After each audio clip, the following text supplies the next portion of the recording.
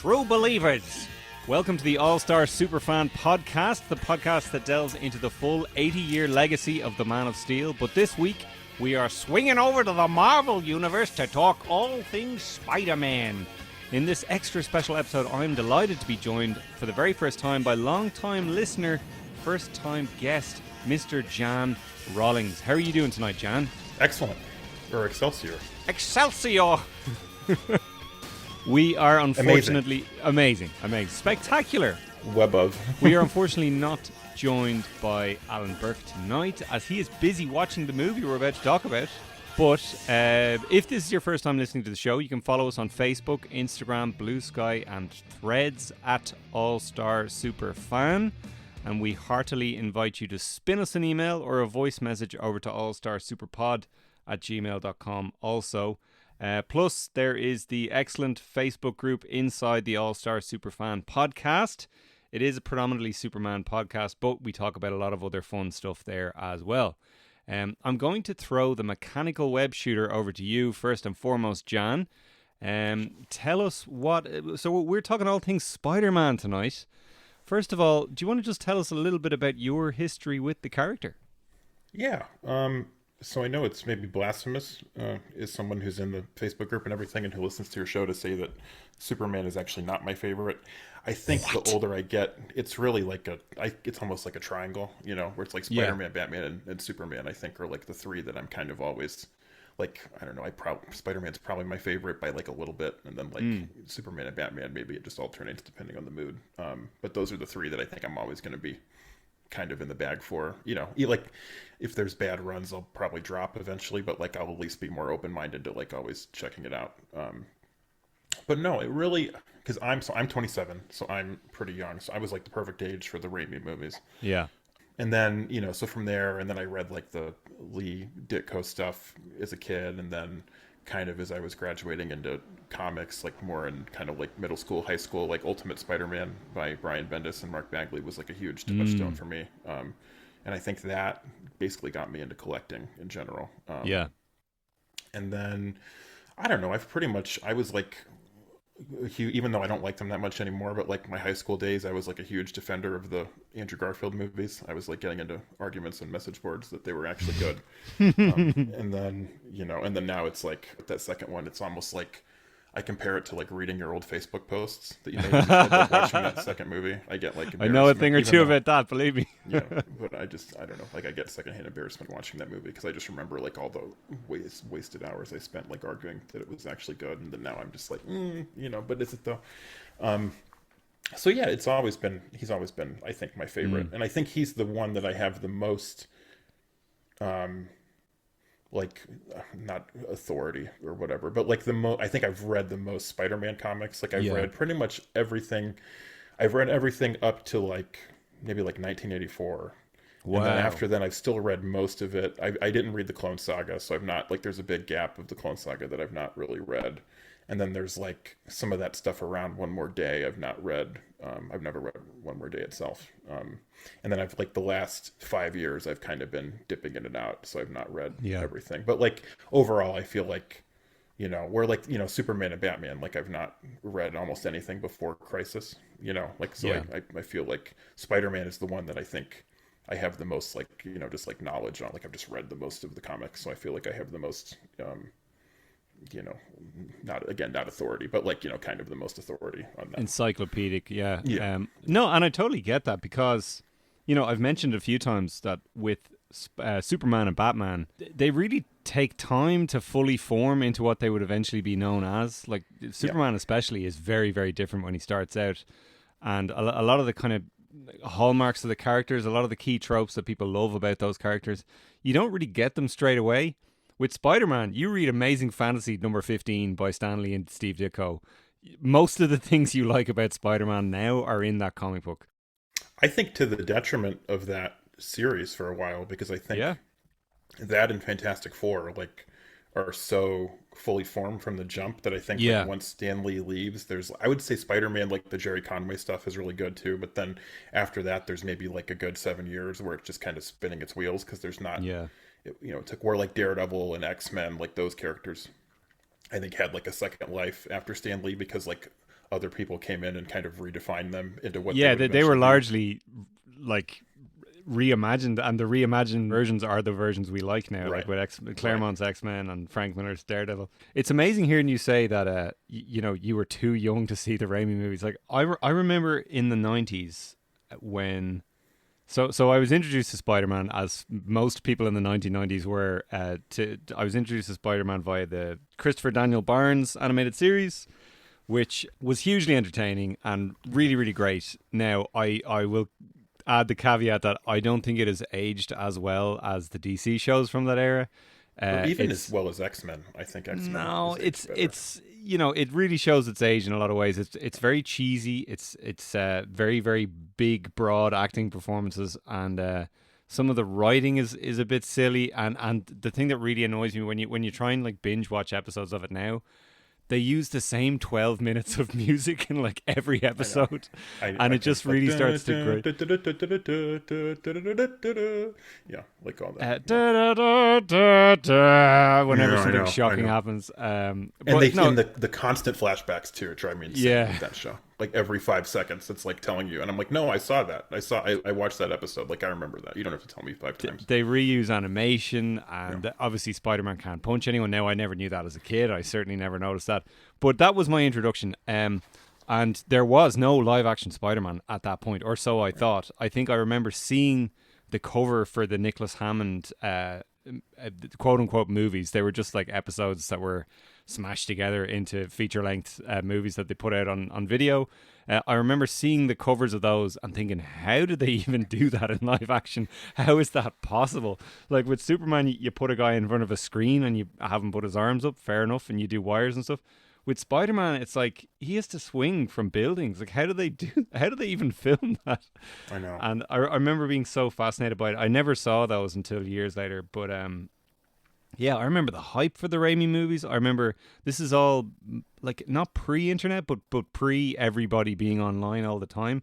I remember seeing a photo of Tobey Maguire, a set photo of Tobey Maguire wearing the glasses in like one of my mum's magazines. Like that's how long ago all this was. Did it blow your mind? Not really, because it was just him as Peter Parker. Like there was nothing. The first time I saw Spider-Man in live action was a trailer for that movie, and I saw it in the cinema. I was like, blew my mind. I'm such a sicko though. Like even I remember Tom Holland. There was the set photo of Homecoming with Tom Holland, and this is such a like niche thing, but because I don't know, I like the Andrew Garfield Peter Parker, but like there was so much discourse about like his like how he dressed. Like people thought he dressed too cool, and like there was a set photo of Tom Holland, and he it's what he wears in the movie, but he's wearing kind of like a slightly updated version of like the Ditko outfit in Homecoming. He has kind of like a blue vest on with like a dress shirt under it and like jeans. Well spotted, yeah. And I remember I saw that, like him walking. It was like in Atlanta. He was like walking to wherever they shot the high school scenes, and that like blew my. I was like, oh my god, like he looks like Peter Parker come to life. So I cannot imagine like being more like aware, because I was like 4 when that first movie came out, but I can't imagine how like exciting that must have been. But the big thing that really kind of cemented my Spider-Man fandom, this is before, like shortly before the movies, was the PS1, the Neversoft game, which at the time I remember thinking, oh, they got the guy who did the voice in the animated series, but it actually wasn't him, but it sort of also was. It was Rino Romano who did the voice in the Spider-Man Unlimited cartoon that didn't last very long and wasn't very good. But and then he became Batman later. So. He did become Batman later, yeah. But that first game, man, that was fantastic. And you remember, you actually collect comic covers in that game, and when you collect them, then back at the main menu in the special features, the extras screen or whatever it was, it gives you a little summary of what happened in that comic. So I was finding out about all these like essential issues of Spider-Man and all these big like landmark things that had happened, like the Man Spider arc, which I'm sure we're going to talk about, Gwen Stacy dying, Green Goblin, all that stuff. I'm pretty sure it was that game where I found out that Green Goblin came first, because in the comic, or in the cartoon, it was the Hobgoblin that came first, and I was always so confused by this. And I was so confused when the movie came along and they were doing Green Goblin. I was like, surely they should start with Hobgoblin. That's how little I knew at that stage, So yeah, really, really got into the Neversoft games. Loved and then they had these comics here. I think I've mentioned these before. There was a company called Panini Comics, and what they would do is they would reprint back issues of American comics in sequence, and you'd get like 3 for €5, it would have been, and which was a really, really good deal. And they'd come in like a premium cover and stuff like that. So I started reading Astonishing Spider-Man, which is one of those reprint titles, and I think it was maybe 3 or 4 years behind what the American series was at the time, but you were getting to read like 3 issues every month. So it was better value for money. Even if you were willing to be a little bit behind, it was much better value. And I read that for years. And I think that I'm trying to think of the run it was. It was like Norman Osborn coming back to life. It was when he was finally coming back in after, being dead for 25 years, I want to say. And what else happened? Like, so the power of one, I think. The power of one is what he was trying to do there. He was getting a big magic spell going, and then MJ went missing for a while. Peter gave up being Spider-Man, and then she finally comes back, and that's when they get separated. And I think it was around that point that I stopped reading that for a while. But there's a good, like, I'd say 40 or 50 issues of the mainline Spider-Man that I would have read at that era. And then later on, I got into, we were talking about Ultimate Spider. When I first got my Marvel Unlimited subscription, which is the digital comic streaming service thing they have, the first thing I read was Ultimate Spider-Man, and I read every single issue. What year would that have been? That would have been 2011. That sounds right. Okay. Yeah. So it's recent enough. It was when I started going out with my now wife. I think she was the one. I didn't who know got you me. guys have been together that long. That's cool. Yeah. Right. Oh yeah. We've been together like 15 years.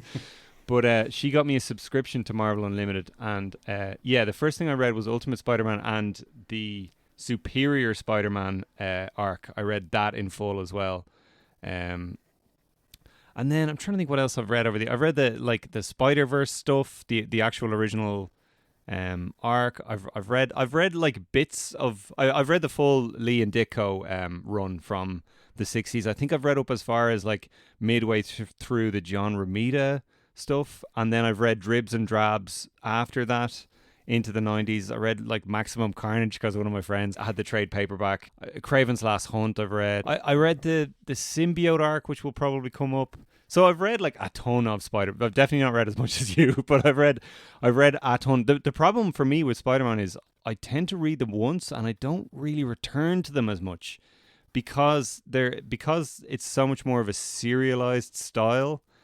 You read one issue and then you move on to the next one. It's not like there's not evergreen. It's not evergreen as much as DC stuff is, right? Not really. Like with DC stuff, you have trade paperbacks and they're collected into a more or less standalone story that you can return to. Whereas with Spider-Man and stuff like that, there tends to be all these C and D plots going on in stories that don't read very well when you're not like in the sequence in the flow of that story, But it's one of those things that I'm at the moment I'm reading Spider-Man Life Story, which I'm quite enjoying that. I like Chip Zdarsky. I did read a chunk of the Dan Slott run. Now he was on it for the longest time ever.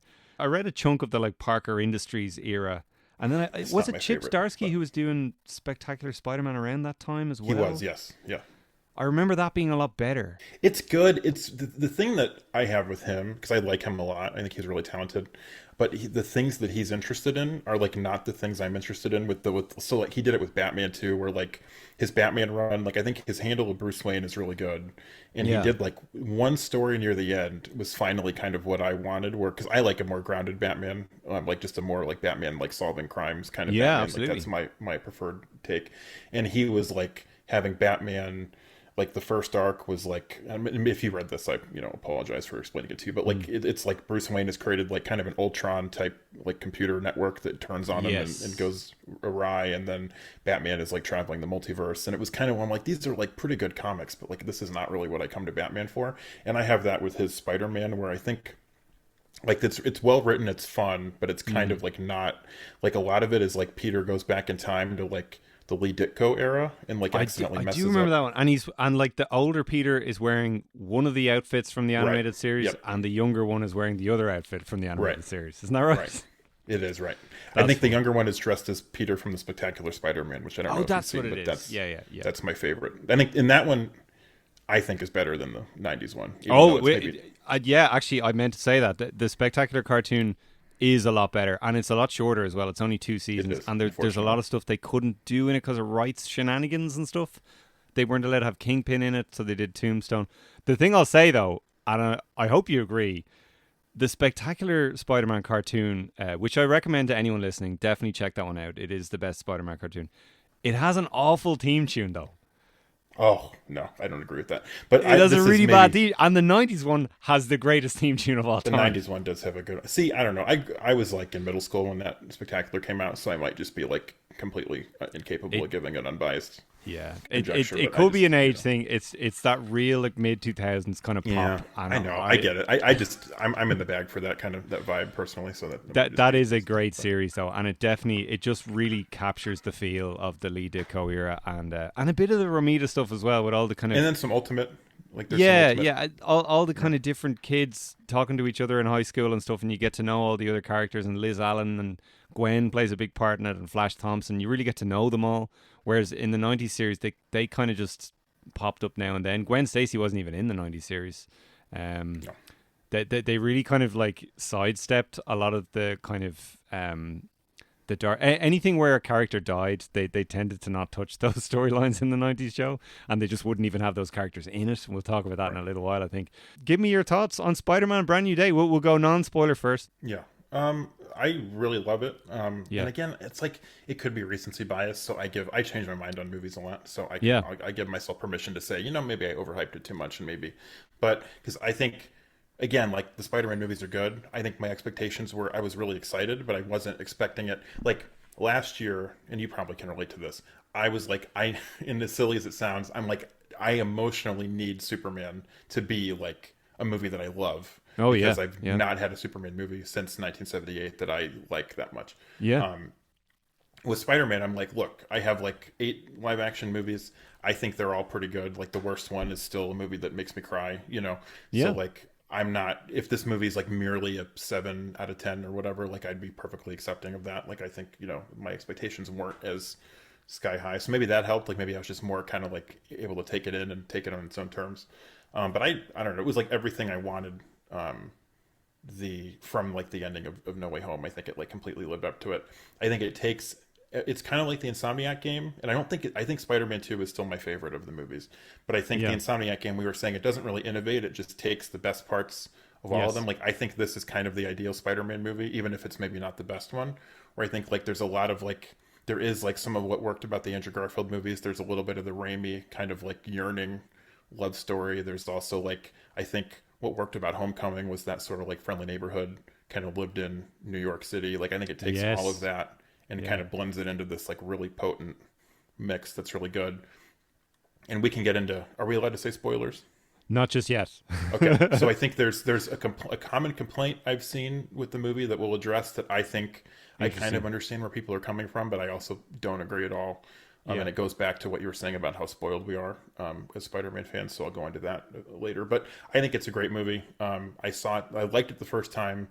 The second time I had like, which was last night, I had like a religious experience with it. Like I saw it with my parents, which maybe added to my sentimentality, but it made my mom really cry at the end. So that also helped. And I saw it with a crowd that was just like going, bananas for it. So I think it might be my favorite MCU movie. And that's maybe a hot take. I maybe need to like sit on that. And I'm not saying it's the best one.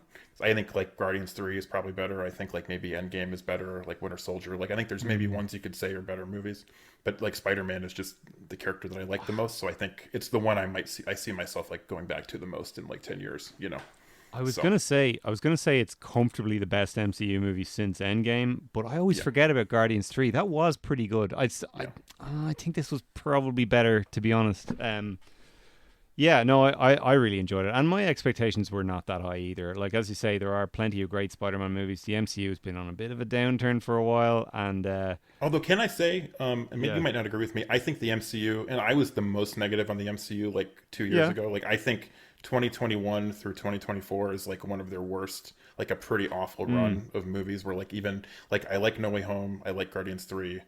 And then I like maybe 1 or 2 of the shows, but like it's largely like, cheeks for me. Like which of the shows do you like? I think WandaVision is good. Yeah. This is a hot take. I think the Falcon show is pretty good. Yeah, I didn't mind that one. Yeah. Nobody likes that one. I think that one actually has some like interesting deconstruction of like how superheroes can be inherently fascist. You know, like there's some Yeah, good thematic absolutely. stuff in that. That's going to come up again soon, Jan. Yeah, yeah. So yeah, you know, like those are I, probably I always say I really liked the She-Hulk show that nobody likes. It's I fun. think that's fun. And that's what She-Hulk comics are, by the way. Like everybody gets all worked up about it.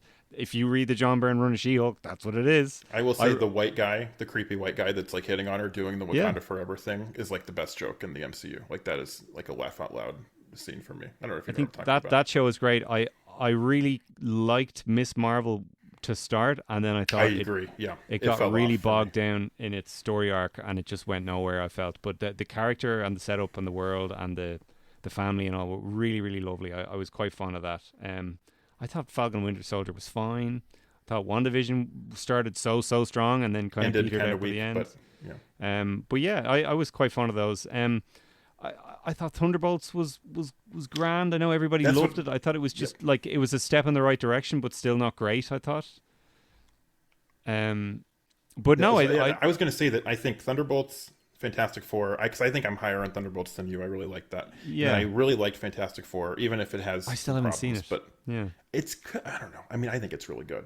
And then I think this is, so I think they're in a 3 winning streak for me. Yeah, I thought this followed in the same vein as Thunderbolts. That had a similar feel to it, a similar look to it, and I thought it does.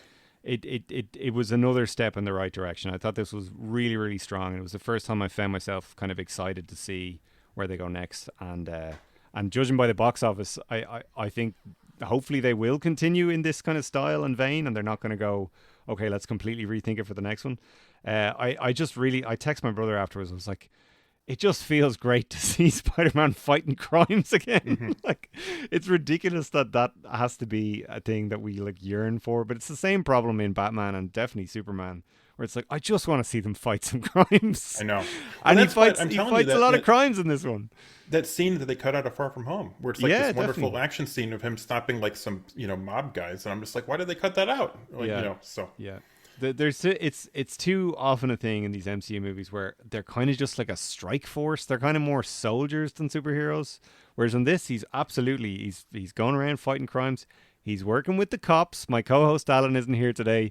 It's not something I'm that fond of seeing superheroes do, but I think, well, it's mostly handled well in this. I had a couple of issues with it. I'm going to come back to that. I know what you'll say. Yep. But I think the biggest thing that just really impressed me was that they took this thing that was dangling at the end of the last movie and they really turned it into a meaningful, emotional study of the characters. Everybody went on a journey. And it's great in a way because the last episode we recorded was our Superman 4 one where we were talking at length about the magic kiss and like what's swirling around in Lois's mind after she gets her memories erased and all that kind of stuff. And then this movie, strangely enough, kind of deals with the ramifications of something very similar. And I like, never made that connection that this Yeah. is like a good version of the magic kiss. Oh, absolutely, my God. it is totally a good version of the magic kiss, and That's it's like that blows my mind. it deals with it so well. And similarly, Alan made a point that, in Superman 4, we see the loneliness of Clark Kent and he lives this really bleak life in this shitty apartment and it looks like he's really, really alone. And it's the first time in that Superman series where he feels truly, truly alone. His parents are dead. He doesn't really have any friendships in that film except Lois. And similarly in this Spider-Man film, he's completely alone. And it's the first time we've really seen him as alone as this since Spider-Man 2. And it's a very, very familiar film to Spider-Man 2 for me in a bunch of ways. I didn't think it was perfect. I thought it was too long. It is a little long. I think there probably is still a villain problem there, which is such a shame. I'm excited to talk about that. Yeah. Yeah, it's such a shame when you compare it to the earlier Spider-Man films and Spider-Man in general, who just has this awesome, awesome rogues gallery, second only really to Batman's rogues gallery. Like he has the second best one. And yet the MCU movies, other than Homecoming, and arguably Far From Home, No, Far From Home. Of the four. No, Far From Home is, I think, the villain. I think Jake Gyllenhaal's Mysterio. Yeah, he is good. Yeah, that's fair. Yeah. But by and large, I think the MCU typically has a problem with compelling villains, like, which I think it's because they put so much. They're so hero forward, like they really make you care about the heroes in the films, and then there's not enough room to, and they try to make the villain sympathetic to a fault sometimes. But I think this film probably has a touch of that, and then I think there's one MCU guest star who works really really well in this, and then there's another one who's just fine, you know. But overall, I thought the action was strong. I'm a big critic of how these films looked. I thought No Way Home really looked bad. I think this definitely looked a lot better. And you know, I loved Superman last year. I had problems with how that looked as well. I think this looked better than that. A lot of real locations. My brother was telling me afterwards they filmed all of it in Glasgow, which is hilarious. And again, followed on from Superman 4, it's like another, you know, UK town for New York City. But it mostly fooled me, other than one bit at the end we'll talk about. But yeah, really good action, really good just Spider-Man doing Spider-Man stuff. They've gotten rid of a lot of the bullshit extra gadgets that I really had grown tired of. In like the Iron Spider arms are gone. All the kind of armory stuff from those other films is mostly gone. He's back to wearing a cloth motherfucking costume. It looks real in every single scene. Would you agree it's the best costume? I don't know if it's the best, because I'm still just so nostalgic for the Tobey Maguire one. And the eyes, though, because for me this one takes everything that I like about that one. Like, it has the raised webs, it has the logo, is literally the Tobey Maguire logo, but then it has those like Ramita eyes, you know. Yeah, the eyes look really good. The eyes literally look like they just took the eyes from the classic suit in the game as well. Yeah.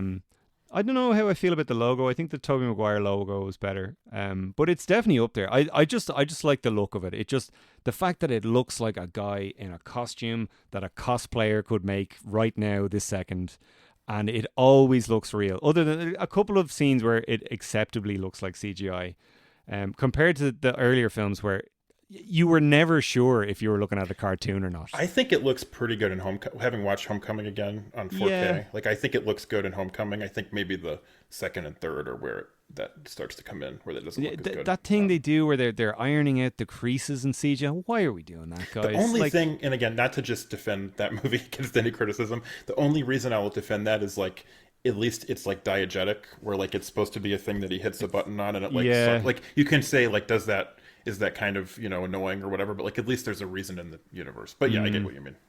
But no, just there's so many, and like one of the classic complaints people make about every Spider-Man movie is like every time there's a big dramatic scene, he has to take his mask off, and it gets increasingly ridiculous. In this, it felt like they were actually poking fun at that a couple of times. Yeah. They were like, "No, he's gonna keep his mask on, baby," and I loved all that.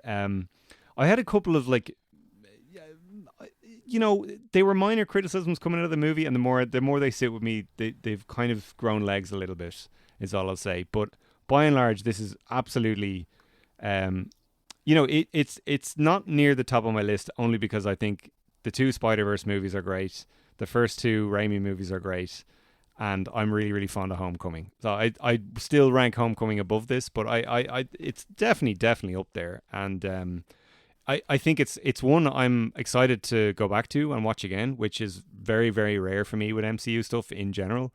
There's a lot of them I've only seen once. This one is like, yeah, I'm going to watch this again. What one do you think you've seen the most? The one I've seen the most, I saw Avengers 1 4 times in the cinema. That's a good movie.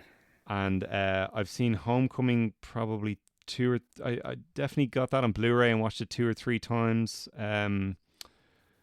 I feel like it's probably Avengers, yeah. And Iron Man 1 I've seen a bunch of times. A lot of the earlier ones I've seen, like first Avenger as well. I really am fond of that one. Yeah. Winter Soldier. I watch movies. Wait, I think I've already seen the James Gunn Superman like 8 times or something like that. Like, yeah, I saw that. I've seen James Gunn Superman, I think 3 or 4 times. Yeah. And Robert Pattinson Batman I've seen maybe that like 12 times. Maybe 5 times, which is a lot for a modern superhero movie. And it's a 3-hour long movie. It's a beast of a thing, and that's how I've started watching it many more times, but I've fallen asleep so many times with it. But this one, I'm like, yeah, I'll watch this one again. But yeah, and just quickly before we get out of spoilers, Tom Holland is doing the Lord's work. He's very, very good in this. Zendaya, very, very good. Jacob Batalon is continuing to do the Jacob Batalon thing really well.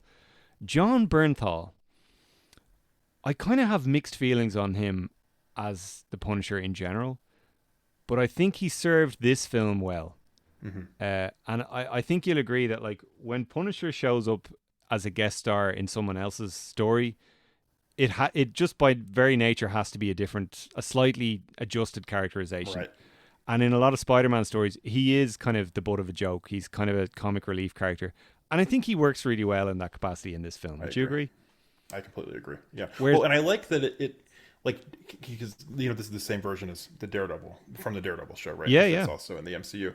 And I just like how it sort of reflects those two characters and how they sort of approach, where like Spider-Man and Daredevil are both like the two rare, both in the comics and in the movies especially, like two of the only ones that have like a very strict, like, I do not, you know, kill people, you know, at all, right? Yeah. But Spider-Man, it's not even a thing he really thinks about. Like, it's just like given, where he's like, oh yeah, of course I don't kill anybody. Where Daredevil, it's like this constant like thing where he's like, oh, but maybe I should, and blah blah blah, and he's very, so I like how Daredevil takes the Punisher very seriously, and it's like, I almost need to like figure out a way to like reach out to him and like prove that I'm right. Where I like that Spider-Man is almost just dismissive. He's like, oh, this like fucking guy, this asshole, you know, like this guy's so annoying, he just shows up and wants to like shoot everybody. Like, it's a very fun way to do him. I have to say, I watched that One Last Kill thing recently. I think I gave it 3 stars. I enjoyed it perfectly fine while I was watching it, but I was baffled. I was politically, I was like, there's a lot of very charged imagery where I was like, I don't really know what the political message of, like, maybe there's none, like maybe because I, full disclosure, have like Trump derangement syndrome, so maybe I'm just reading that into everything, and I'm just like, but I was just like, what am I supposed to take away from this? Like, what are you supposed to? Totally, and I just found myself going, I kind of just wish I was watching that Thomas Jane fan film. Like, it's basically that for 90 minutes and not as good, you know? And this thing Jon Bernthal does where he's going, all the time. I'm like, what are we doing that for, guys? Like, I much prefer Thomas Jane in general. Just, he was really quiet and methodical, and he felt like... I haven't seen that movie enough to even... I have only seen the movie once. I'm just going by the fan film, to be honest. Oh, I've never seen that. I need to watch that. I know what it is. It's only 10 minutes long, and he's brilliant in it. And also the game as well. He's very, very good in the game. He voices Frank in the game, and the game is literally taken directly from the Garth Ennis run. So highly recommend that. I have only seen the Thomas Jane Punisher movie one time.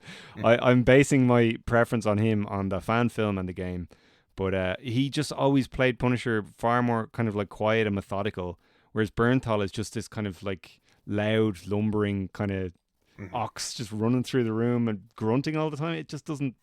I like Bernthal a lot in the Daredevil show. I think he works in season really 2 of the Daredevil, of the original Netflix one. Yeah, I have not seen the new stuff. I still need to watch it. The new stuff is pretty good. I think it's worth watching. But Jon Bernthal really good.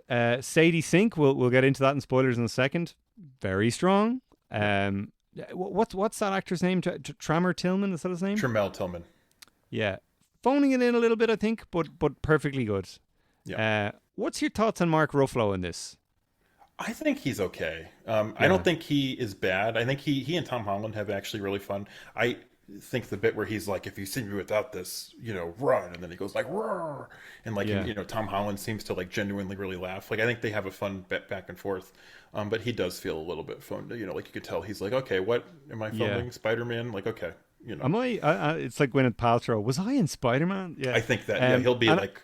He won't remember that he was in this in 10 years, I think. It's not a spoiler because it's all on the trailers, but I was pleasantly surprised to see the Savage Hulk come back. Yes. I'm not really sure what the in-universe reason for why he's back is, to be honest. Spoiler. Well, there's a spoiler explanation, I think. Okay, we'll come back to that. But by and large, I still maintain that Mark Ruffalo's Hulk is the biggest missed opportunity of the whole experiment of the MCU. That's the biggest. I drop blame ball. Taika Waititi because just a hot take I'm going to toss off. I hate Thor Ragnarok. Not a big fan of it. Yeah, I think it's awful, and I think it kind of broke the MCU. I think it's like a bad impression of a James Gunn movie. And I think James Gunn, who I maybe am higher on than you in general, but I think he is. You say what you want about him. I think he's incredible at like this very specific thing that he can balance. And sometimes, you know, certain, like, I think I love Superman, but I think Superman might be the least effective at balancing that tone he's ever been. but he's able to balance this tightrope of like really goofy and then really sincere sentimentality. And I think Taika Waititi is like the balance is completely thrown off in the movies, like awful. Like I think it's a terrible, like it's probably one of my least favorite MCU movies. I didn't care for that one at all when it came out. I didn't mind the Hulk in it, but I thought all the other stuff. No, and I think Mark Ruffalo was like awful in that movie.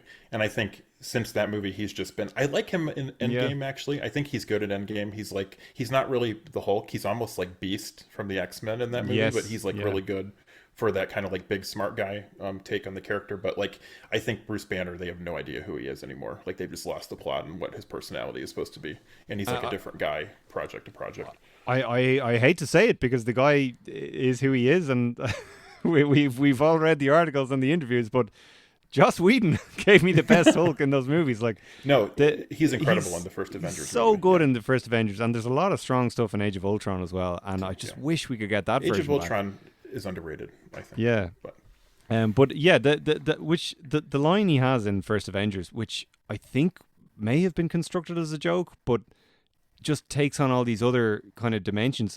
You know, that's my secret cap. I'm always angry. I just found that blew my mind when I heard that in the cinema. I was like, that is so interesting on a whole load of different levels. It just gets you thinking about the journey he's been on and all this anger that's just boiling on the surface all the time. He just has that in him all the time, ready to go, either because of what we saw in the Edward Norton movie or just in general. I was like, let's explore that to, I'd love to see them do so much more with that, but they've just squandered it. And I think part of it is obviously the rights situation that he has to be a guest star in other people's movies. So maybe they just don't have the real estate for him, but it's just such a shame because he's kind of become this sort of just fun-loving... He's like a team-up character, fun-loving kind of frisbee, the ultimate frisbee bro. Like, he never feels like a serious character anymore. And we all know, like, you read Immortal Hulk, man, like that. I could absolutely see Mark Ruffalo being in something like that, or the Peter David run. They could do amazing stuff. He's an amazing actor, and he has he's probably he's one of the best actors that they have at their disposal, I think.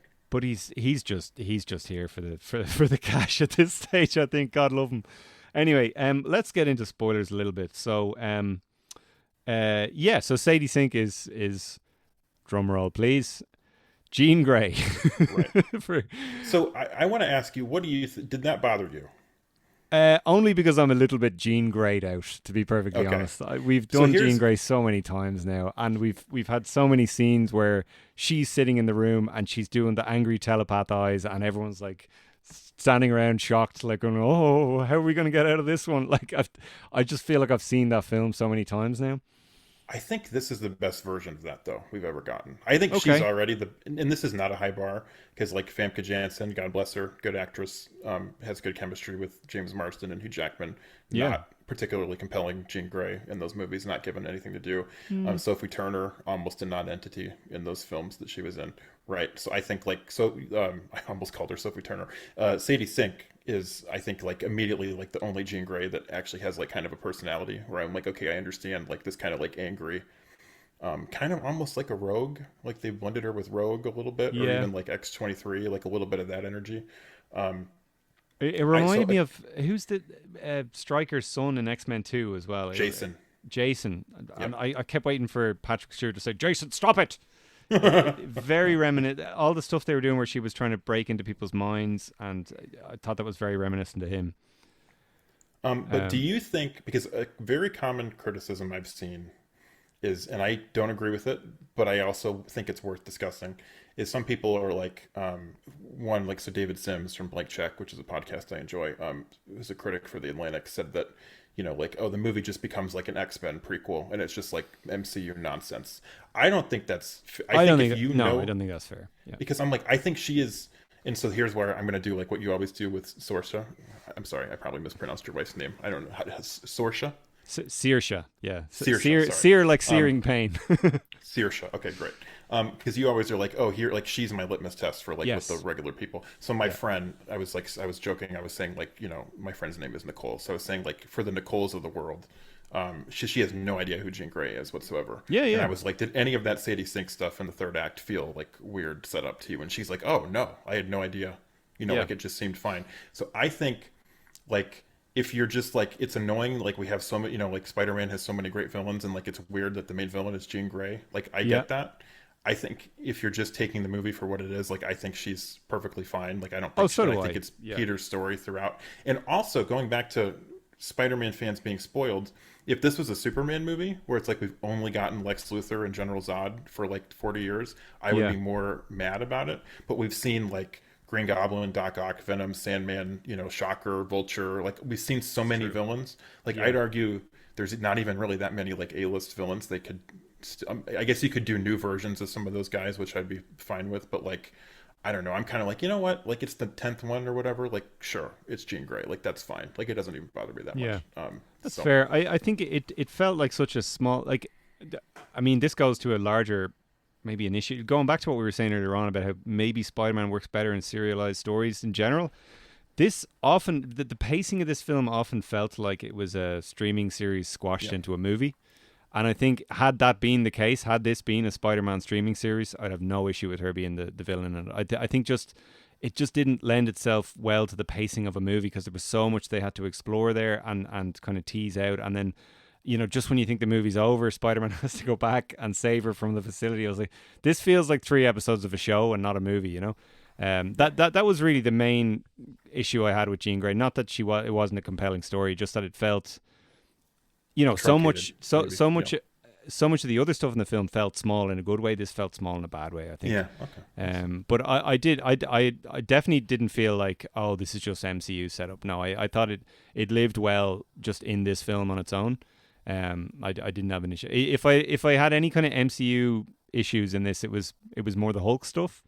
I was really glad to see him there, but I was like, if you shaved out his role in this film and replaced it with a fun B plot about Peter trying to pay his rent, I think the film would have been better for it, because that is, it's a little fanboy gripe, but I can't stop thinking about it now. It did really bother me. It's like where does he get his money? Yeah. where is he getting his money from? And like if it was any other superhero, it'd be fine. It's like, okay, he has a trust fund from Tony Stark, or he's doing something on the internet, or you just like wouldn't Aunt care May's about life it. insurance or something. But because it's Spider-Man, I need that. It's such an integral part of I was playing the game last night, and there's a whole thing where he gets evicted from his apartment and he's chasing the trash compactor around the city trying to get his bag of stuff.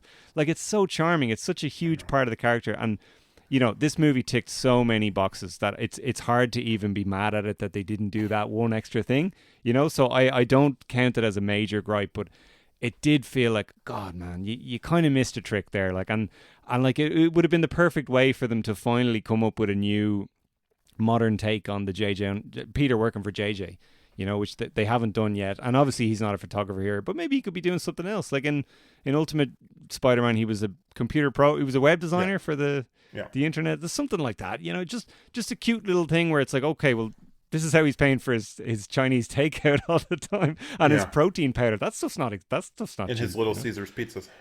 That was an issue for me. Was that an issue for you? I don't know. It's one of those things where it's like, I don't have any defense. It just didn't bother me. But I'm like, yeah, I guess it maybe should have been in there. But like, I didn't even really think about it until people were calling it out. And I'm like, oh yeah, maybe that. I bet they shot something and they just cut it out. So do I. Explains that. Apparently, and I think this is true of every MCU movie now. Apparently, they shot hours and hours of stuff that wasn't used. And I have to believe that there was something there somewhere. Where they and I feel like it's the kind of thing that people are going to plague Tom Holland with questions now about in interviews and stuff. So they probably will come up with some cute explanation for it. But it was just something that sort of irked me a little bit, because that it is a, they kind of present it as a shitty apartment, but that is a big, that's a nice apartment. Yeah. Me and Saoirse have this thing when we're watching movies where, when an apartment is presented as being less than, but is actually like palatial, we'll always be like, oh, what a shitty apartment. Yeah. What about, does the Raimi apartment in Spider-Man 2 pass that test? Oh, well, of course it does. Yeah. I mean, that's the ultimate example of, like, that is actually a shithole. Like, that is a bedsit, that is barely hospitable, I remember even thinking as a kid, I was like, oh, they've gone too far there. Now I don't think that anymore. Like, they were right to do it that way. But, it just, in a film that did so much right, I was like, that felt like a glaring misstep a bit, I agree. I agree, but it doesn't like bother. Like, it's one of those things where I'm just like, yeah, I don't know, I Yeah. enjoyed the movie so much that it doesn't bother me. But like, it totally, I would have And appreciated I feel like explanation. it must have been a conscious gamble they made. They were like, we've so much else going on here. We don't have time to deal with this. So let's Yeah. just roll the dice and hope that people don't care, you know? And the movie's already a little long. I Yeah, think like oh, that it might be is. my biggest Yeah, criticism. It yeah. like drags a little bit in the middle. Talk to me about Jean DeWolf, because she's a big character from the comics. So you were mentioning not loving superheroes working with the cops, which again, not to get political, it's Yeah. a thing that doesn't bother me Yeah. in like fiction. Like I can kind of divorce it from, and I think this does the thing that a lot of these things do, where it sort of is like we don't want to criticize the actual police, Yes. so we're going to like create a new organization that's not real, and then we're going Yes. to kind of criticize. So like damage control, Yeah. like hit Peter trusting damage control and helping them, and then realizing like, oh, I shouldn't have done that. I shouldn't have trusted them. Like I fucked up. I feel like they're, and it's not like, I don't think it's as pointed as like the James Gunn Superman, where that is like a very like anti-ice movie. Where this is like maybe doesn't quite go as far, but it feels like. I mean, that scene where they get Jean Grey's sister is literally like I was kind of disturbed by that. I was like, oh Yeah. my god, I Yeah. see that in the news all the time. So it kind of, I think they do that where it's like, okay, well, we're going to kind of criticize like the establishment, like the state violence, using this fictional organization Yeah. instead of like criticizing the police. The police are kind of like the harmless, like Law and Order version of the police, Yeah. where they're like not like they don't have the problematic elements of like some real world police organizations, right? So Yeah. but I thought she was incredible. Like I loved her performance. Yeah. I like that character in the comics. She's completely different here. She doesn't have kids in the comics. She's like closer to Peter's age and has like a unrequited kind of like crush on Romance. Spider-Man Yeah. that I was doesn't go amazed to read anywhere. that. Do you know what blew my mind, man? What? When I saw her in the movie, I texted my brother afterwards, like, oh yeah, Jean DeWolf, she's a big character in the comics and the '90s animated series. And then I looked it up afterwards. It's they invent this completely different character in the animated. It's Terry Lee.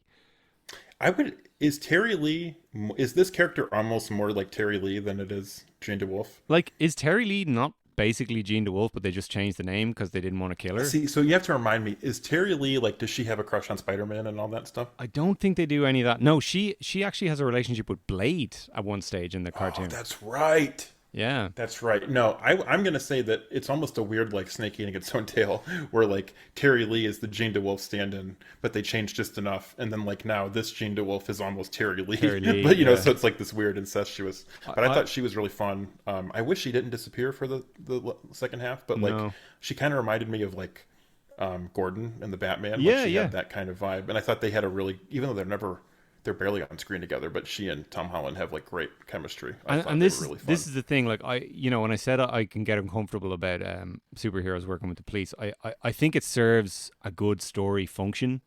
To have them do it sometimes, I think it works well Yeah. here for the most part, and I did really enjoy their interactions, and it was nice, and they did the thing where he knows the kids' names, and they really enjoy that. And I thought that stuff was nice, and I enjoy. I just hope they're not introducing her because they can kill her later. It's like I don't think they will. you've played that card now with Aunt May, guys. Like don't do that again, please. And Captain Yeah, I Stacy, by agree. the way. It's like we've kind of killed a lot of people in these movies now. It's like find other ways to generate tension and drama now, I think.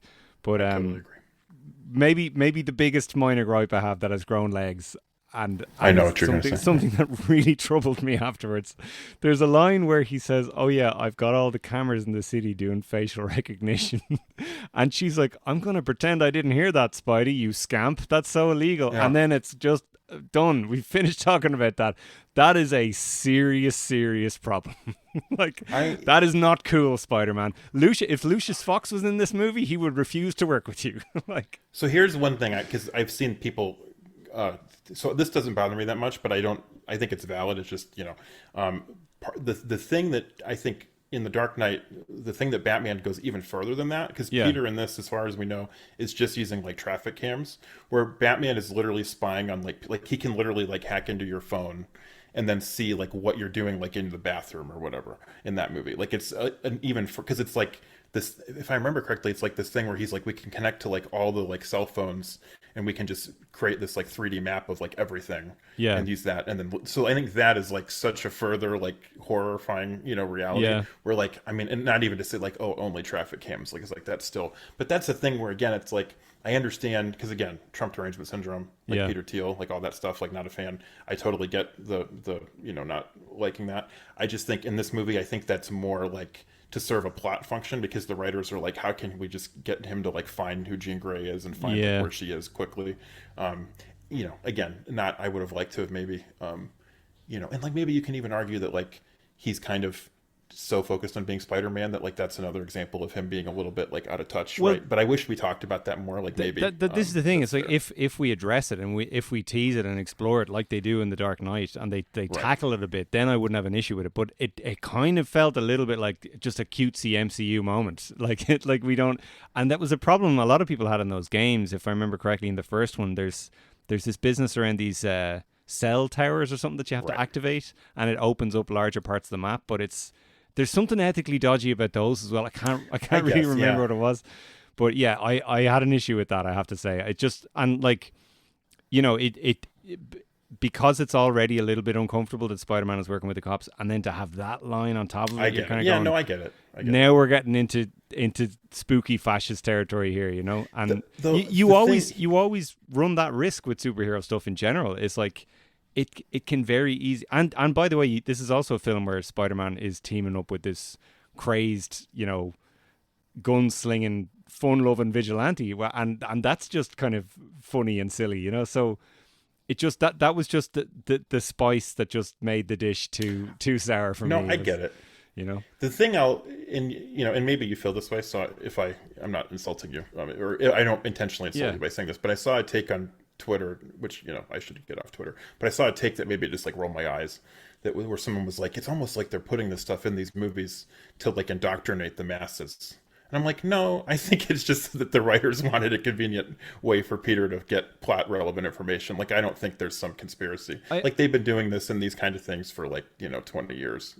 I don't think there's a big conspiracy, but I think they can be a little bit irresponsible sometimes. Like, I thought the thing with the glasses in the Far From Home was really dodgy as well. Like the whole surveillance state thing that Tony Stark is all about in those movies, and it's interrogated a little bit, but not a lot. And like it feels like it kind of is. It feels. I know what you mean. A lot of those films eventually land on, well, Tony Stark was right, and if not for him, Thanos would have destroyed everything. It's like, no, I don't. I don't think that's cool, guys. Would be, I don't think they're intentionally doing this, but I think either by coincidence or design, they have done a lot of dodgy stuff, and this to me is definitely, and it feels out of step with the kind of really socially progressive stories they were telling. Definitely in the set, maybe not so much in Stan Lee's time as much, but definitely in the 70s, like Marvel was so, like stuff like Captain America becoming Nomad is like, that would never happen now, So I don't think it's this big conspiracy, but it was a little bit kind of like, ooh, I would have written that a different way, No, I get it. Yeah, I don't mean to be overly dismissive either. No. And I think the big hot take reactors on Twitter saying that it's a bit, I don't mean to come across like that. And I'm not, by the way, like I co-host this podcast with a member of An Garda Síochána, as they're called here. I'm obviously. I have my own feelings on police in general. I'm not one of these people who thinks they should just disassemble them completely either. Oh yeah, that kind of way. Insane. Yeah. So insane take. I know. I completely agree. But no, that's fair. I think that's it's maybe an uncomfortable line that I maybe would have cut, or like maybe I would have maybe her even saying anything about it. Yeah. Like the fact that they almost, like maybe if you don't even have her say, oh, that's a little shady. Like if he was just like, oh yeah, I'm just running. Like maybe you wouldn't have even noticed it. You're just like, oh, whatever. Sure. He's Spider-Man. Like he's looking at, cameras to just get like information. I guess the thing that always, because I remember that was coming up in the games, but for me, it's like he's using that to fight like cartoonish supervillains and like mobsters. Like it's so divorced from the bad things that certain, police organizations do that it doesn't really strike me as problematic. But like it's worth talking about. Right. Talk to me about the I was going to say the man spider of it all, but the stat upgrade, I guess we can call it. So I have mixed well, I don't actually have mixed feelings. I'm glad. I've seen some people, one of my friends was telling me that he thought that felt a little bit half-baked, because apparently they originally, in early versions, he was going to go full man spider, and they were like, well, Tom Holland on Josh Horowitz said, yeah, we explored doing the full Man Spider arc, and we thought that's going to be too scary for little kids who wanted to go and see the movie, which is such a shame, in my opinion. So this is where I have a little bit, because I'm like, I can see why people are saying it's half-baked. The man spider is a thing I'm not crazy about. Like, when that was actually the part of the movie I had the most reservations on, because I was like, okay, we finally have him street level again, and the first story we tell is him turning into a giant spider. Like, I was like, fair. I'm not feeling that. And so I was like, this, maybe it's a little half-baked, but this sort of like him being like, you know what, I have to embrace like both sides of myself or whatever. Like, I think that moment at the end where it's like, are you Peter Parker or Spider-Man? And he's like, I'm both. And now, like, where have I seen that before, Jan? Where? Batman Forever. Oh, that's right. Oh my God. Batman Forever is the gift that keeps on giving. Yes, it is. But, I do like Batman Forever. I sounded really hard on it earlier, but I liked a lot of things about that movie. But then I liked the, because he's worried that he's becoming like too violent. Yes. And this is one thing I love about the MCU Spider-Man is consistently like the only hero in the MCU who like does not kill people. Did he not kill some Chitauri in instant kill mode in Endgame though? They're not people, Rob. Come on. They don't count. I mean, and the ones he kills they're Bizarro really clones. They're like the big dog guys who don't, they don't even seem like they have much intelligence. But human beings, he doesn't kill, right? Yeah. I think Mysterio dies, but it's like more of an accident. Like he gets hit by crossfire. So I liked that he's worried he's like losing control in that moment where you see he like punches the hand guy, but then make sure to like web him so he doesn't get impaled. Like stuff like that. Like that's the Spider-Man that I like. Yeah. So I thought it was fine. I see the argument that maybe it's a little half-baked, but like I really was not looking, and I'm also arachnophobic, ironically, even though he's my favorite character, but like spiders scare the shit out of me. So seeing a giant like man spider, it was not what I really wanted. So yeah, I thought it worked well. I say it's disappointing only because it just goes to show that like there's obviously limits of what we can even do in these films at all, because they're worried about the kid audience when the comics can do anything, and it's a shame that they feel stranglehold that way. But I think generally this story worked. As you say, it gave us a chance to explore him as a character as well, and how he needed to wish embrace. we confirmed what the spider even was that bit him. Oh, that's a huge issue I have. It's like, is it radioactive? Is it genetically engineered? Like, what effect is it actually having on his body that has led to this? And will there be future effects? I was actually sure that we'd maybe finally explain that. Yeah. Like, maybe he'll go to the Hulk, and then they'll be he'll like explain more of what it was, but we didn't really go there. And will there be future effects then? And so that was kind of and then what exactly are the rules around his new part? Like, there's a scene where he has this kind of spider sense overload. I'm like, so does he have super hearing now, or does the spider sense still work the same way? There were certain things they didn't fully explain, but I generally get the vibe that he has organic webs now, and he has even more enhanced strength. So it's basically like the bit in the game where you get a stat upgrade and he turns green. Yeah. The thing that's unbelievably silly, and it's true in the comics too, is it's like just ridiculous that he happens to build mechanical web shooters. Yeah. And then when he gets that actual power, the fact that it works the exact same way, to work the exact same way. I heard absolutely ridiculous. I heard a fun reasoning for that actually on another podcast today, where they were like, it's become muscle memory for him to do that with mechanics, so, to such an extent that his body has like naturally mutated that way to incorporate the webs that way, because that's what he associates with the web. So I was like, yeah, that's fine. I'll give a no prize. I'll take that. I'll take that. Yeah, but I did have that same thought of, yeah, isn't it crazy that his webs come out in that exact same convenient way in the same? Do you prefer mechanical or organic? Do you have an opinion on that? Oh, what a fine question, Jan. Generally speaking, I think as a kid I would have always said organic webs, just because the wish fulfillment power fantasy of it is, well, I'm not smart enough to come up with mechanical web shooters, so if I was gonna rub a magic lamp and ask for Spider-Man's powers, I'd want the organic webbing, But I think it makes for interesting stories when he has to, replace his web fluid, or he comes up with different types of web fluid, and we see him building them, and it just goes to show how unique and gifted. I know there's this whole thing now of, it could be anyone under the mask or whatever, but like Peter Parker himself is very special, and part of what makes him special is his intelligence and his resourcefulness, and the fact that he could he just studies really hard and works really hard, and his science homework and stuff. So that side of things I think is served well by the mechanical web shooters. But yeah, definitely in terms of wish fulfillment, power fantasy, I would want them to be organic. Yeah. Yeah. Um, I used to have stronger opinions. I don't really care anymore. yeah, I don't really I care think either. I like mechanical more, I think, but like I also, am fine with him. Like we got 3 movies of mechanical web shooters. So I think before we'd gotten the Andrew Garfield, like when we'd never seen the mechanical ones, like I Yeah. had a stronger take on it. But now that it's sort of like everything with Spider-Man, where I think I'm just kind of in this place where I'm like, there's like 9 of these movies and they're all pretty good. So whatever, like Yeah. I'm just more like accepting of everything. And I think now that he is an adult hero as well, and he's going to be standing toe to toe with gods again pretty soon. They need to show him become a bit more powerful, I think, And I'm so far from caring about power scaling, like talking about things. You don't have a power scale chart of all your favorite characters in your... Talking about things that annoy me on Twitter, people saying, "Oh, this guy's more powerful than him, and he could beat him in a fight." I've never ever cared about that stuff. Me neither. But I do see the sort of storytelling merit to why you would do this at this point, Yeah. And I'm interested. The only thing I feel like they've written themselves into a corner with is we've now seen this version grappling with enhanced strength and almost kill someone and get caught up in a fight. I'm like, they kind of can't do the symbiote stuff now because they've done this and it's kind of similar. Would you agree? I agree with that totally. Or if they do, they're going to have to come up with a new take on it because that's a fairly symbiote heavy trope. Is like his. Or maybe they'll just do the original version, but then that's less interesting. So I don't know what you do with it. Yeah. So much less interesting. Yeah. So I don't know. But yeah, no, generally like that all that stuff. We touched on it earlier on. I'm guessing you're a big fan of all the MJ stuff in this and the how they dealt with the memory wipe. Yeah. I like that she looks. Like, I feel like we've slowly gotten her closer and closer to, like...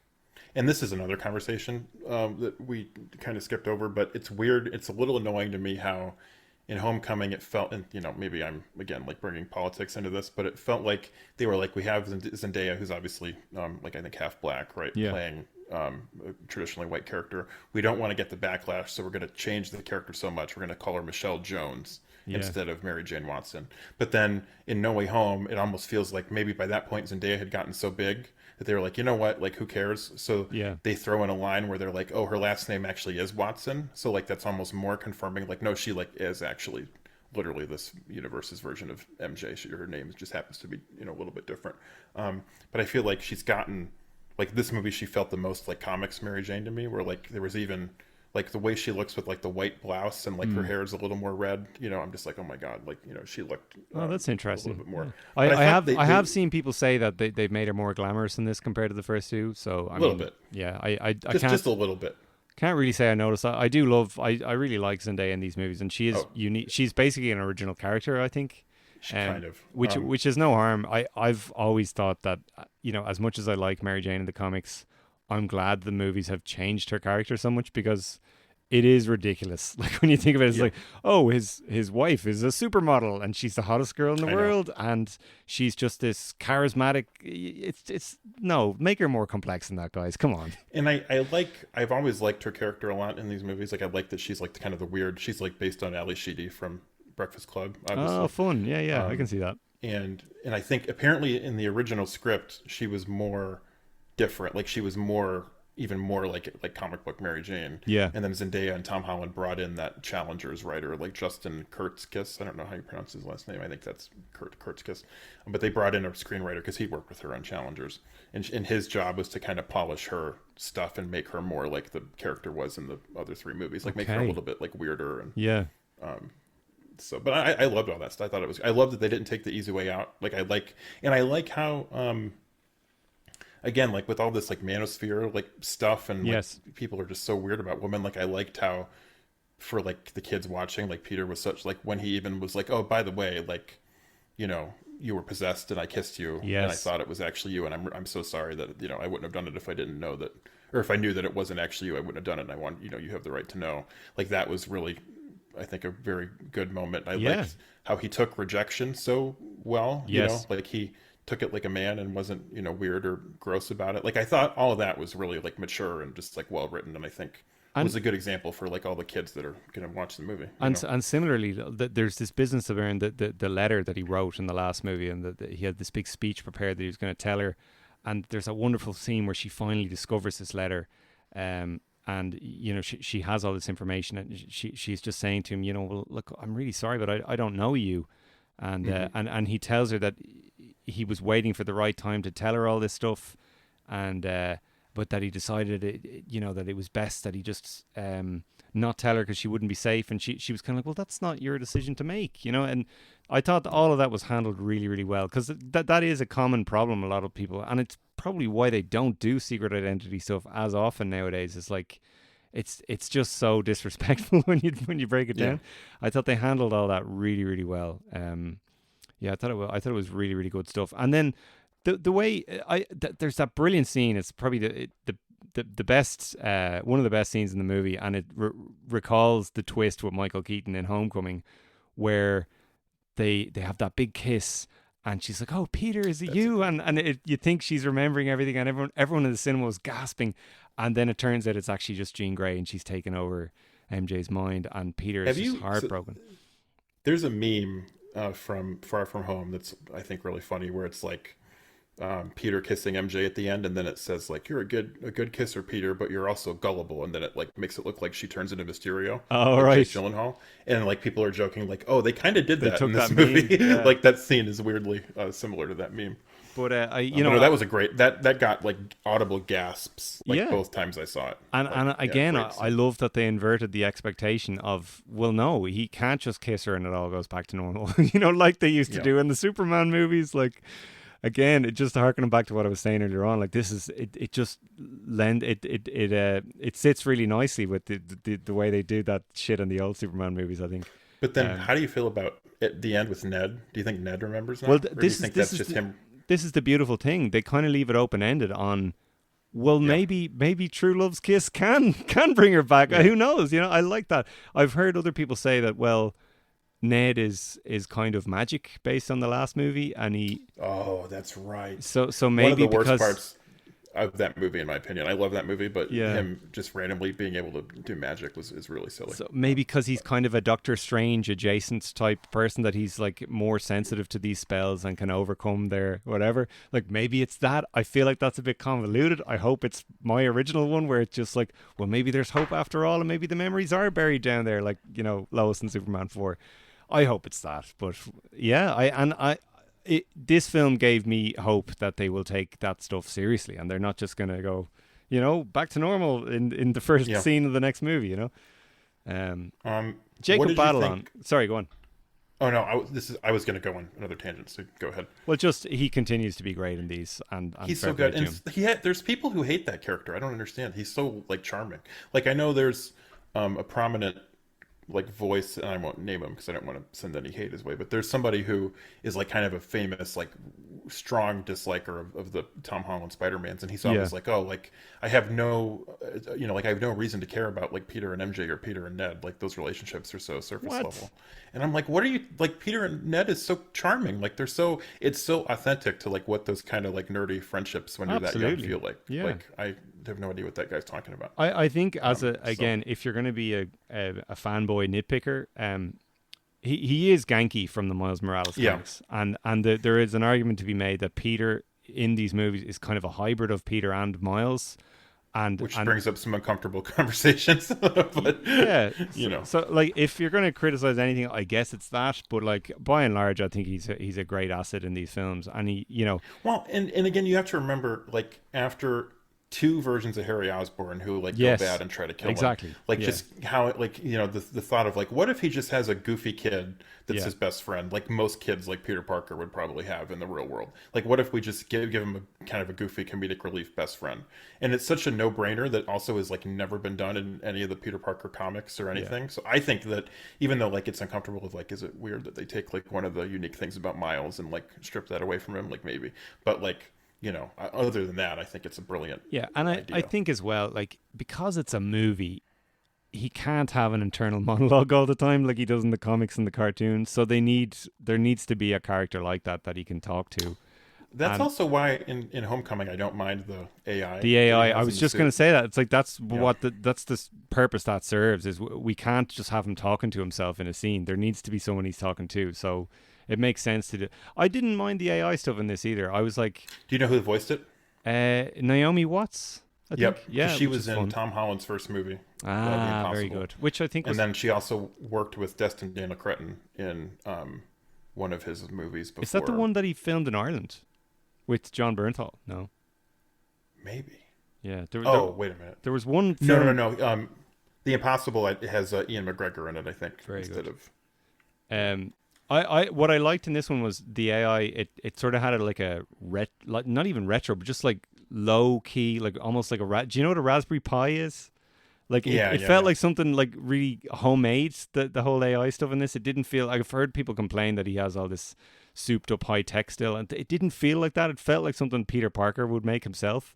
And I think And it even wasn't really a character. the Like it was operating almost more system like he had Siri. was like Yeah, web.inc, which I thought was yeah, great. yeah. No, that was great. So I didn't mind that stuff. Again, where is he getting all his money from? But at least with the technology stuff, because they established in Homecoming that he's a dumpster diver and he takes old kit out of trash cans and stuff. So I'm like, yeah, well maybe he assembled a lot of it that way, you know. Yeah. But yeah, any other thoughts on the movie before we wrap up? Yeah, not to go. So one thing that kind of circles back to Homecoming, because this one to me feels almost like the first proper sequel to Homecoming Yeah, in I a weird agree. way. Because I like the second and third one a lot, and Yeah, probably more than you. But I think, but those aren't really the sequels I would have wanted. I think they are fine for what they are, but neither of them really recaptures the what made the first one work so much for me.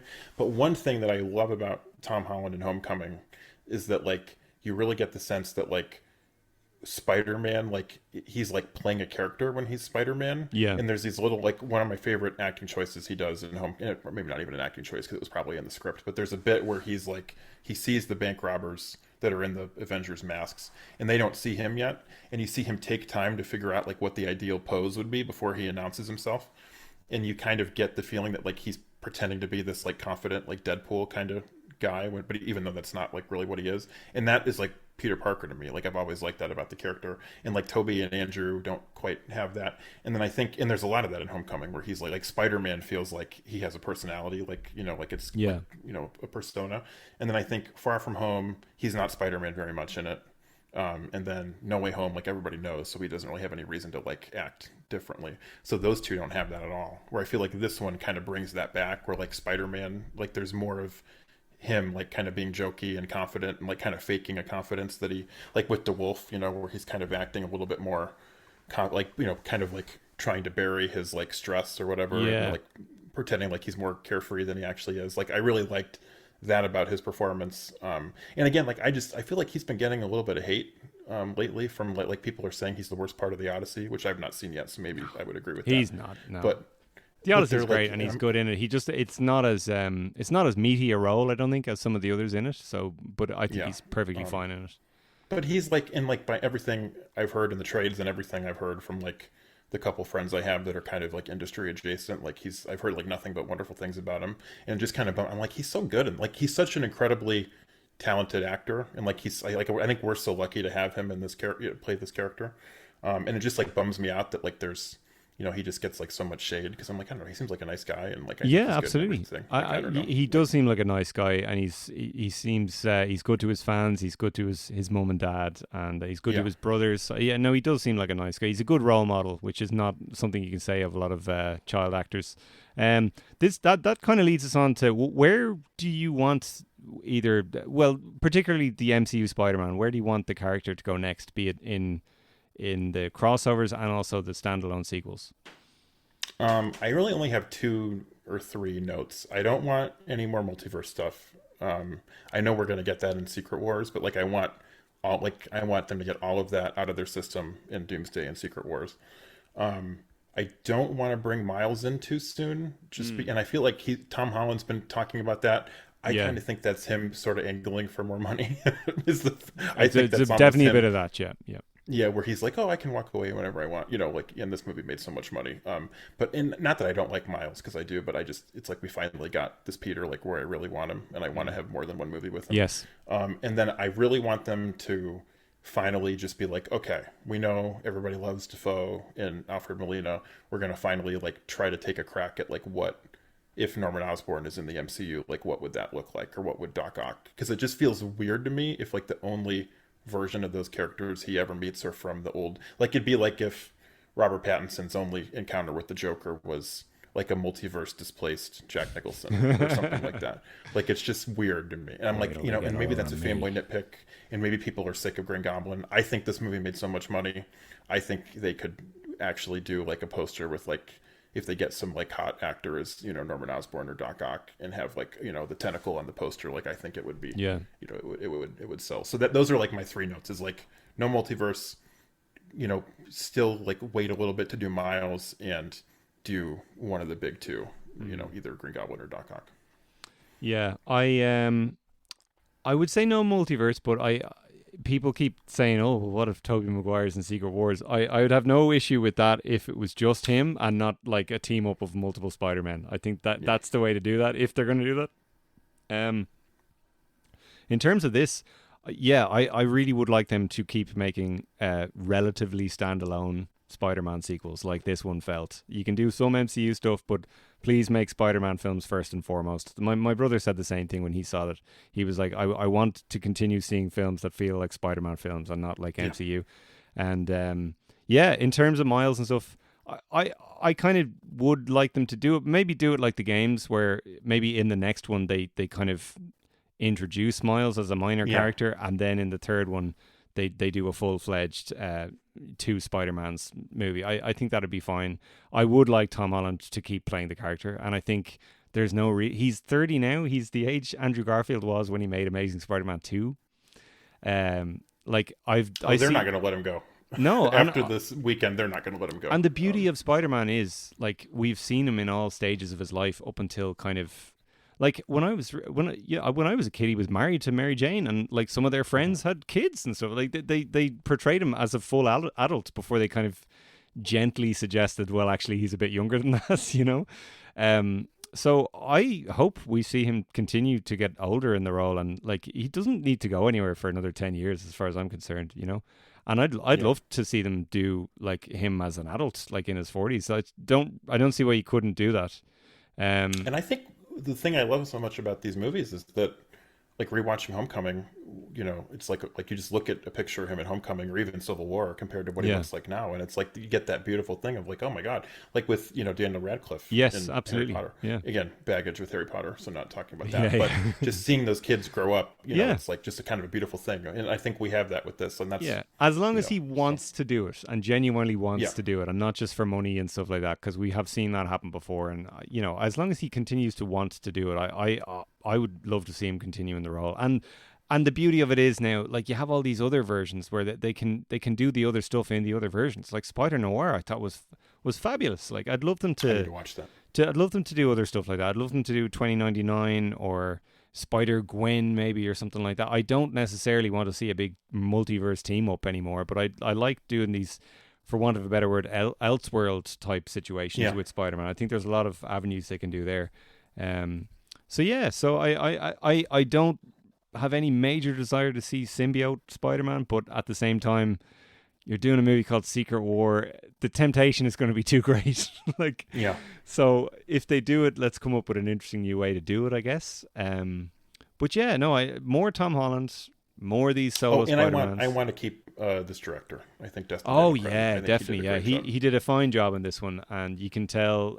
You can really see a difference, and I don't think John Watts is as bad as people say either, but I think you can really see a stamp on this that you don't always see in MCU films, so I'm really keen to see him come back and do more for sure.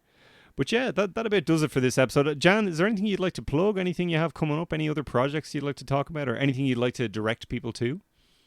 No. I just thank you so much for having me. I would plug, if anything, just listen to the other episodes of the show if you haven't, because it's great. So thank you very much. I'm delighted to have you on finally. We will have you back. I want to do a special Patreon episode all about the weird 1970s Nicholas Hammond show. Have you ever seen that, Jan? I've watched a YouTube video about it. Excellent. But I've never seen it. We're going to do it with you and the foremost authority on that show, Paul Rogers. He's going to come on and talk about it. have an action figure right here of the Nicholas Hammond Spider-Man. Oh wow! It is him. He's got is that new? Is it like a retro thing? It's like I got it like last year, I think, but it is 100% the TV show. It's really weird. It's like they can do merchandise based on that show, but they don't seem to be able to release it on DVD or even on the streaming service, which is really odd. What was it on? What channel? Was it ABC? It was ABC, and the reason they cancelled which is Disney. Yeah. Who knows? It doesn't make any sense. It's crazy. Maybe it's just literally that bad that they're like, nobody wants to watch this except me.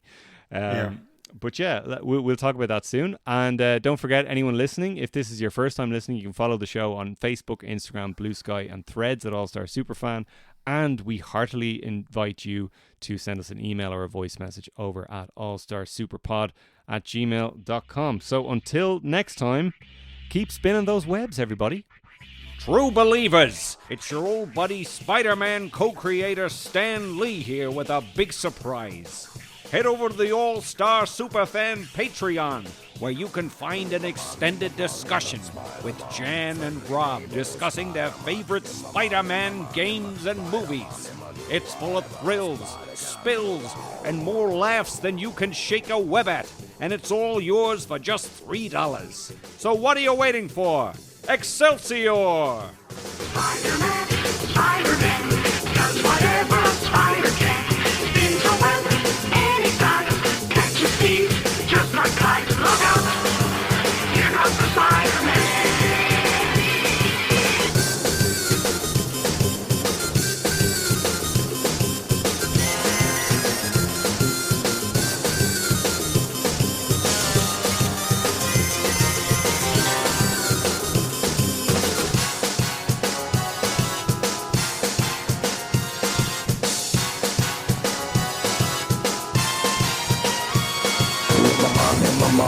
Spider-Man, friendly neighborhood Spider-Man. In my Spider-Man, do whatever a spider can do now.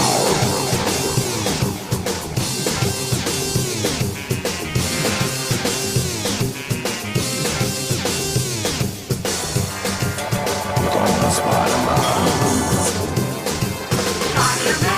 Spider-Man, friendly neighborhood Spider-Man. Can you swing from a thread? Take a look overhead. There goes the Spider-Man. There goes the Spider-Man.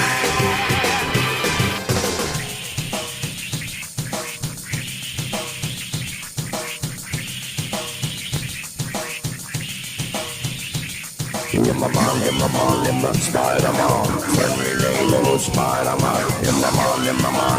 Spider-Man, do whatever a spider can do now. You come my Spider-Man. You come my Spider-Man. You come my Spider-Man.